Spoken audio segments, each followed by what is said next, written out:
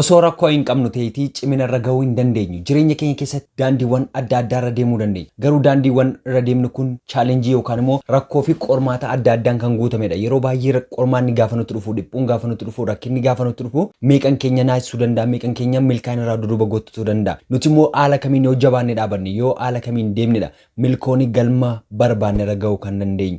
Yoo yaa akkam jirtu jaallatamtoonni fi kabajamtoonni hordoftoota koo Oroon Inspire warri taasisan akkam jirtu. Tole gaa guyyaa akkuma yeroo kaanii barnoota baay'ee bareedaa ta'e isiniif qabadhee dhufeetan jira. Hanga barnoota koo dhumaatti na faana ta'a. Tole gaa viidiyoo kana ilaalteen xumurtu taanaan hin eegalin. Tole jireenya keenya keessatti chaalenjiiwwan adda addaa gaafa nu mudatan, rakkoowwan adda addaa nu mudatan haala kamiin obsinee bira darbuu dandeenya yookaan immoo rakkina sana haala kamiin itti fayyadamnee gara milkaa'inaatti jijjiirachuu dandeenya yookaan riqicha godhannee rakkina sana haala kamiin keessa darbuu dandeenya kan jedhudha kan wal faana ilaallu. Tole gaa mata dureen barnoota keenyaa har'aa gufuu fuuldura kee kaasi kan jedhudha. Bara durii mootii biyya tokkotu ture. Tole gaa mootiin kunillee dhagaa guddaa tokko karaa daandii namoonni irra deeman irra kaa'ee wanta namoonni dhagaa kana godhan ilaaluuf dhokatee taa'ee ilaaluu eegale. Yeroo kanatti namoonni baay'ee dhagaa kana bira darbuu yoggaa dhufanitti, gufuu kana bira darbuu yoggaa dhufanitti maadha maaf mootiin kun karaa kanarraa hin kaasu jedhanii gungumanii bira darbu. Tokko tokko immoo namoonni yaada isaan laataniif mootiin kun karaa kanallee qulqulleessuu dadhabee maaf dhagaa kana karaarraa hin kaasu jedhu malee namni dhagaa kanatti goree karaarraa kaasuu barbaade tokkollee hin jiru ture. Tole otoo akkanaan jiru mootii sana ceephisaa komii kaa darba malee dhagaa sana eenyumtu karaarraa kaasuu fedhii hin qabu ture. Yeroo kana qonnaan bulaan tokko bahaa baadhatee dhufe. Yeroo dhagaa kana arguttis dhaabachuu hin dandeenye. Baay'ee isaa ofirraa lafa kaa'ee dhagaa kana dhiibuu jalqabe. Erga dhiibbaa dadhabbii baay'ee bu'aa baay'ee booda dhagaa kana karaarraa kaasuu danda'e. Erga dhagaa kana karaarraa kaasee gaafa akkas galagalee of bira daal saanduqa rog-sadee tokko lafa arge. Eddee dhagaan kun ka'e. Yeroo saanduqa kana baasu barreeffama lamatu jira. Waan lamatu keessatti argamaa jechuudha. Tokko warqiitu jira. Tokko immoo ergaa mootichaa kan ta'e. Abbaan dhagaa kana karaarraa kaase warqee kanaa fudhatu ergaa mootichaati kan jedhudha. Yeroo kana argutti qonnaan bulaan sun baay'ee gammadee baay'ee itti tolee barnoota adda ta'e argatee darbe. Tole gaa bahaa kana baachuu isaa keessa bu'aa guddaa argate. Gufuu kana karaarraa kaasuu isaatti gatii dadhabbii isaa argatee darbe. Yeroo baay'ee nuti karaarra dadhabbii fakkaatee nutti argamu. Ba'aan fakkaatee nutti argamu galma keenyaaf humna nuu ta'uu danda'a. Wanta humna nuu ta'u immoo irraa gorree darbu osoo hin taane itti gorree baachuu qabna. Ba'aan sun yeroof nu dadhabsuu danda'a. Yeroof sa'a keenya ajjeesuu danda'a. Yeroof akka nuun hin dandeenye nu taasisuu danda'a. Ba'aa sanaa booda ulfina jira. Nyaatu jira. Karaa milkaa'ina keenyatti akka nuun deemnuuf qulfii ta'uu danda'a wanta achi keessa jiru sun. Kanaafuu wanta nu dadhabsu yookaan wanta karaarra taa'e tokko yoo karaarraa fuun nutillee maal nuuf ta'a? Daandii nuuf ta'a. Milkaa'ina keenya sanaaf abjuu nuun deemnu sanaaf nuuf milkeessaa jechuudha. Garuu namoonni sun dhakaa sana karaarraa kaasuu dhabuun isaanii osoo dhakaa sun hin kaane ta'eeti booris achuma taa'ee isaanii achi taa'ee eeguu qofa osoo hin taane dhakaan sun luka isaanii illee dha'uu danda'a. Gufuutti dha'uu danda'a. Akka isaan karaa sanarra hin deemne rakkootti ta'uu danda'a.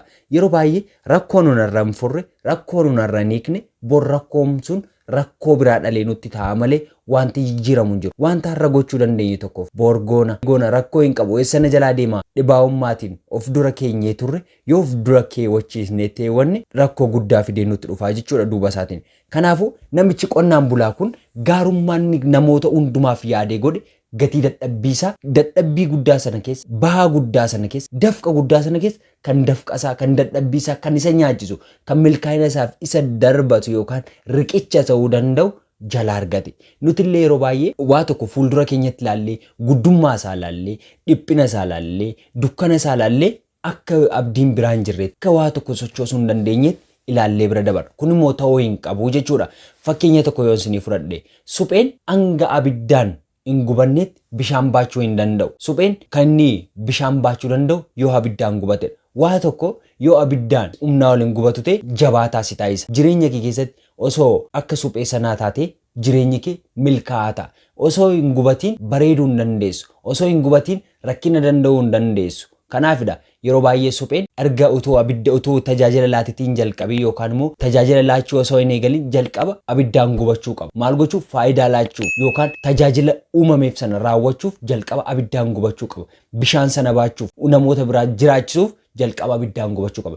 Yoo abiddaan jalqaba guban faayidaa sirrii ilaali. Utoo hin baay'atiin abiddi sun yoo abiddaan guban jireenya keenya akka inni nutti salphatu taasisa. Kanaafidha yeroo baay'ee bahaa hedduu keessa bu'aa hedduu jira. Yaaddoo hedduu keessa aara galfii baay'ee jira. Dukkana baay'ee keessa ifa guddaa jira kanan jedhuuf. Yeroo baay'ee irra deddeebi'ee kan hin dubbannu dadhabbii har'aa laallee, nuffuu har'aa laallee, yaaddoo har'aa laallee, dhiphoo har'aa laallee milkaa'ina keenya baay'eerraa duubatti kufneera. Yeroo baay'ee sababa rakkinni baay'ate qofaaf, sababa dhiphuun baay'ate qofaaf, sababa chaalenjiin baay'ate qofaaf kan waaqayyoon hin beekne, kan rabbiin hin beekne, kan rabbiin nurraa galagalee fakkaata. Akka nu rabbirraa baqannu nu taasisa. Yeroo baay'ee jireenya keenya keessatti gaafa chaalenjiin baay'atu, gaafa dhiphuun baay'atu, gaafa dukkanni baay'atu ifa guddaatu jira. Rakkoowwan har'a nu mudatan sun yookaan immoo dhiphuun har'a nu mudatan sun daandii keenya boriif akka riqichaatti nu gargaaruu qaba. Opportunity yookaan immoo gara carraatti jijjiirrachuu qabna. Rakkoowwan har'a nurra ga'an kana, rakkoowwan har'a maatii keenya irra ga'an kun, rakkoowwan har'a karaa keenya irra kan kee namoota adda addaa irra ga'uu danda'an kun jireenya keenyaaf immoo daandii ta'uu danda'a. Yeroo baay'ee kan kufaatii namatti fidu rakkoowwan sodaachuudha, dhiphuuwwan sodaachuudha, gufuuwwan karaa fuuldura keenya irra jiru yeroo biraaf dabarsinee kaa'uudha. Rakkoo fuuldura keenya jiru, rakkoowwan nun irra xixiqqoodha jennee fuuldura keenya dhiisne sun amma nuti hidhannee karaarraa kaasnutti wanti karaarraa nuu kaasu hin jiru. Amma nuuf jala salphifnutti wanti nu jala salphisu tokko illee hin jiru. Bakkee keenya bu'ee namni nuu jiraachuu danda'u tokko tasuma addunyaa kanarra hin jiru nuuf nuu ala. Wanta nun har'a gochuu dandeenyu booriif keewwanna taanaan, wanta otoo har'a furmaata laachuu dandeenyu boor raawwanna. Booda yeroo biraa keewwanna, yeroo biraa furmaata laannaaf jenni rakkoo nuun keenyu sun eddee biraan naqu. Rakkoon sun rakkoo biraa ta'ee fuuldura keenya ta'a. Kanaafuu gufuu fuuldura kee jiru kaasi, dhakaa fuuldura kee jiru kaasi, dhiphuu fuuldura kee jiru san konfidensiitiin, ifitti amanamummaatiin dhiphuu sitti dhufe san guutummaa guututti fuulduratti loluu qaba. Amma kanan goonetti amma rakkoo sitti dhufu fuuldura keetti ilaaltee sodaa sana mo'achuuf injifachuuf hin jennetti wanti si biraa sodaa sana sochoosuu danda'u tokko tasuma hin jiraatu jechuudha. Kanaaf irra deddeebi'ee kanneen sinitti namoonni rakkoon adda addaa gaafa sin mudatu, dhiphuun adda addaa, yaaddoon adda addaa, sodaan adda addaa gaafa jireenya keenyatti dhufu jabaannee dhaabannee nuni humna keessa keenya poteenshaalii keenya gaafa fayyadamu sodaan sun sodaadha mataamtisaayyuu. Wanta hin mul'annedha yeroo baay'ee kan jireenya namaa jeequ, wanta hin raawwatamnedha kan jireenya namaa diiguu danda'u jechuudha. Kanaafidha rakkoo wanta xiqqoodha jennee fuuldura keenyatti ilaallu yookaan immoo maal nagashee ana baluudha rakkoon sun karaan sun cufachuu isaatti qonnaan bulaan sun qonnaan bulaa sana qofaa miti kan rakkatu karaan sun cufate.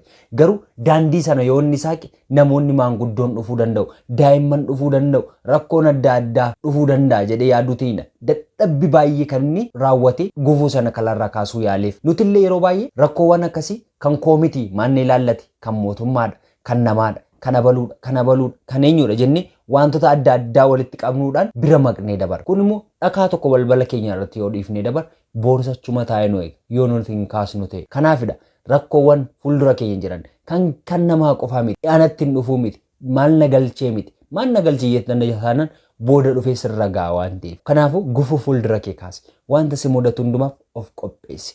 Barnoota kanarraa akkasii waan baay'ee argattan abdii guddaan qaba. Barnoota biraan hanga walitti deebinutti turtii gaarii yoo isinitti toleera ta'e laayik, sheer, sabskiraayib gochuun maatii keenya ta'a.